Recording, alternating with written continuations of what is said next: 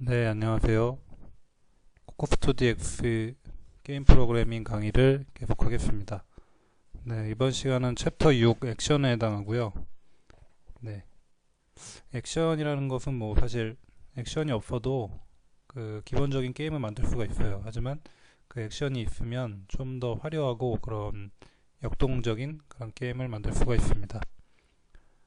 네, 방금 말씀드렸다시피 액션은요, 이제 그런 게임의 기본적인 뭐 핵심적인 기능은 아니에요. 하지만 이 액션이 있으면 그 보다 더 편하고 화면에 보기 좋게 보다 게임답게 그런 기능을 넣을 수가 있는데요.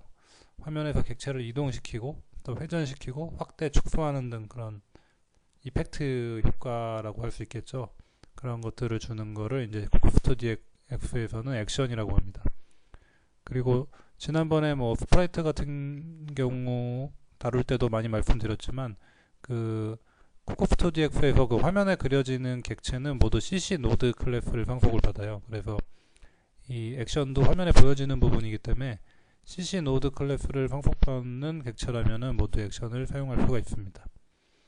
그리고 다음에 보시는 표는 네, 이 표는 이제 그 액션의 그런 구조도 네, 어떤 전체적인 그 상속받는 그런 모습을 보실 수 있는데요.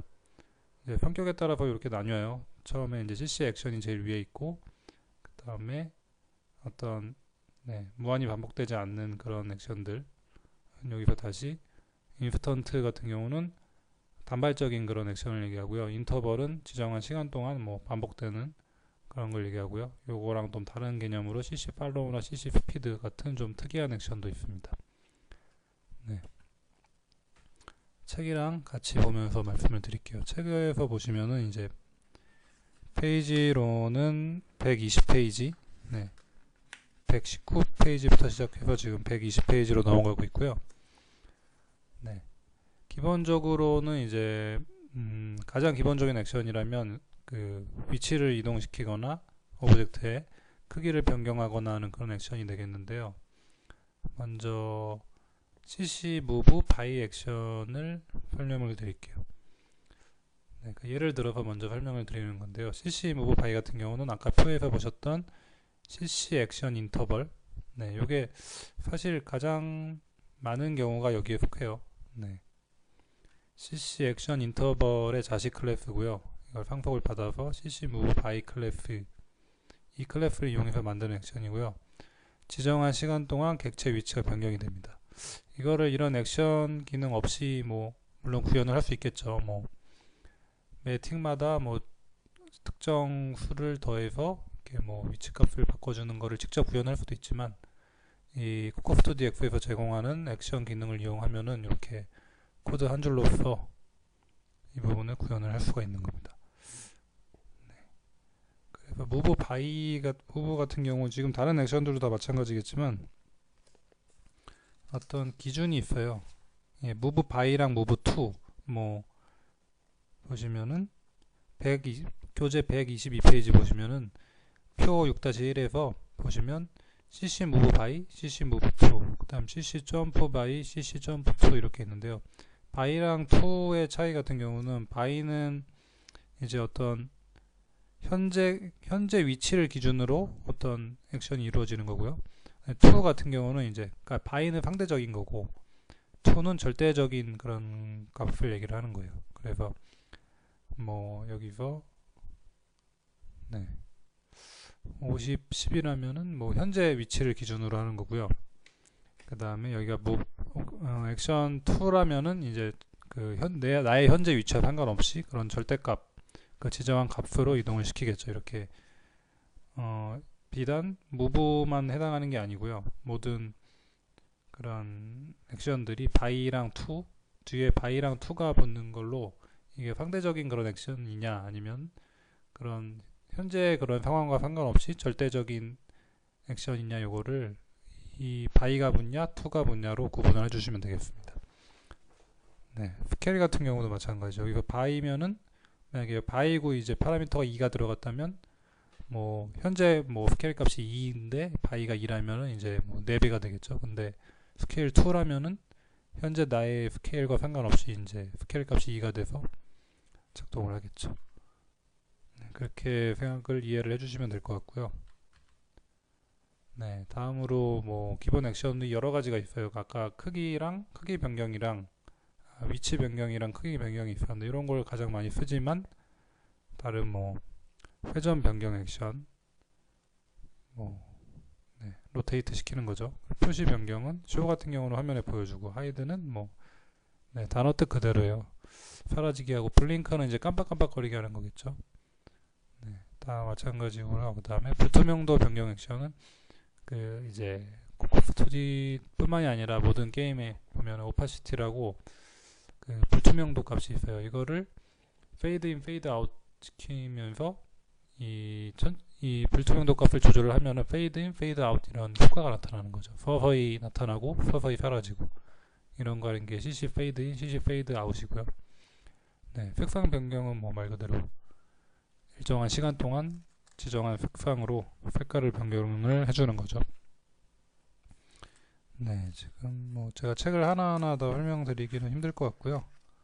이런 식으로 중요한 부분만 짚어서 설명을 드리면 될 것 같습니다. 네. CC 변경 액션은 거의 이름 그대로 그냥 사용하시면 되기 때문에 네, 특별히 깊게 설명드릴 건 없는 것 같고요. 페이지는 지금 131페이지, 133페이지 넘어갔고요. 네, 그 다음에 좀 특이한 걸로는 이제 복합 액션이 있어요. 복합 액션은 뭐 다른 건 아니고 지금 미리 아까 말씀드렸던 그 액션들을 조합을 해서 사용을 할 수가 있다는 거죠. 그래서 시퀀스 액션 같은 경우는 지정한 액션이 그냥 시간 순서대로 쭉 나오는 거고요. 예를 들어서 뭐 move 2랑 뭐 scale 2를 지정을 했다면 일단 일정 위치로 이동을 한 다음에 그다음에 회전을 하겠죠. 이렇게 순서대로 되는 거고, 네, 스폰 액션 같은 경우는 시간 순서대로가 아니고 이제 동시에 실행이 되는 거죠. 만약에 방금처럼 무브랑 스케일을 주면은 회전을 하면서 움직이겠죠. 그런 식으로 되는 게 스폰 액션이고, 네, 리피트 액션은 뭐 한 번만 하고 마는 게 아니라 주어진 횟수만큼 액션이 반복이 되는 거고요. 네, 리피트 포레버는 다 뭐 단어 그대로예요. 계속 지정한 횟수가 아니고 이제 스탑할 때까지 계속 액션이 이루어지는 거고요. 네, 다 넘어가겠습니다.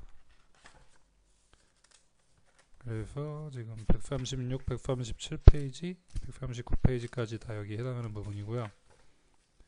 그 다음으로 좀 특이한 거는 이제 변속 액션이란 게 있어요. 이게 뭐냐면은 뭐 이동 같은 경우 아까 CC 무브 같은 경우가 있었는데 그냥 뭐 속도 변화 없이 이동을 하면은 별로 이제 재미가 없잖아요.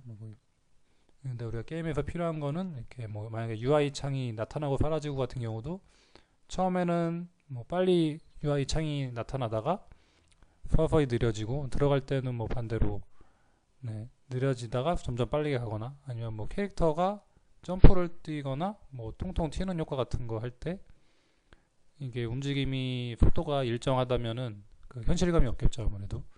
그래서 그런 경우에 좀 속도 변화를 줄 필요가 있는데 그런 거를 저희가 계산을 하려면 이제 여러 가지 복잡한 수학 공식을 써야 되기 때문에 구현하는데 상당히 애로사항이 있겠죠. 그리고 뭐 매번 구현할 때마다 다르게 되기 때문에 그 통일감도 없고요. 그래서 이미 이제 지정되어 있는 그런 네, 수학 공식의 바탕을 둔 변속 액션을 사용하면은 그런 효과를 주면서 항상 특정한 효과의 가 네, 구현하는 사람에 따라서 다르지도 않고 통일감 있는 그런 액션을 구현을 할 수가 있습니다.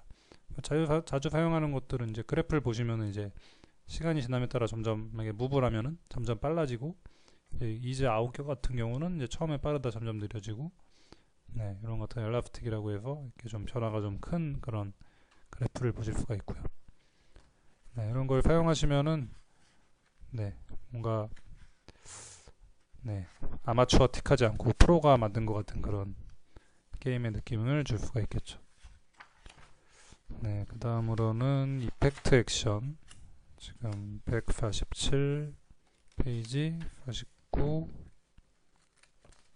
네, 계속 넘어가고요. 래피드 액션까지 그냥 넘어가고요.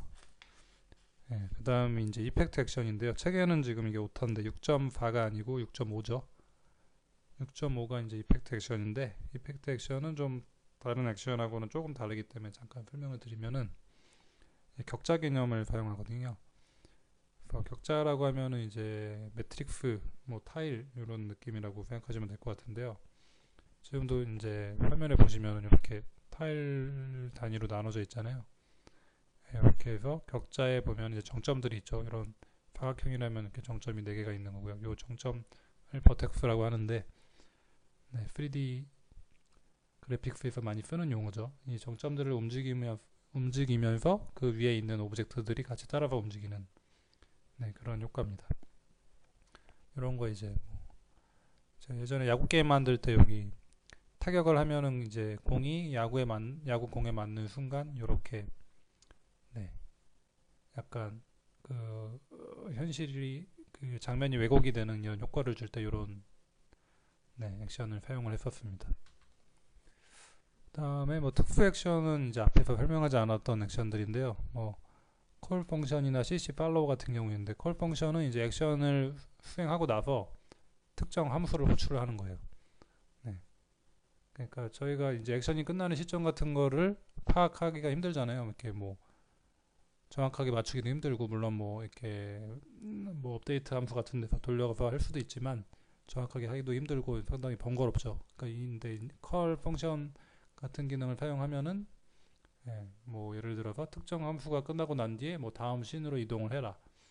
특정 액션이 끝난 다음에 그런 식으로 할 때 이런 함수를 사용하면은 정확하게 타이밍을 잡아서 실행을 할 수가 있습니다. 그 다음에 CC 팔로우 같은 경우는 이제 카메라를 흉내낸 건데, 네, 지정한 오브젝트가 움직이면 오브젝트 배경이 같이 움직이는 그런 멋있는 액션을 구현을 할 수가 있습니다.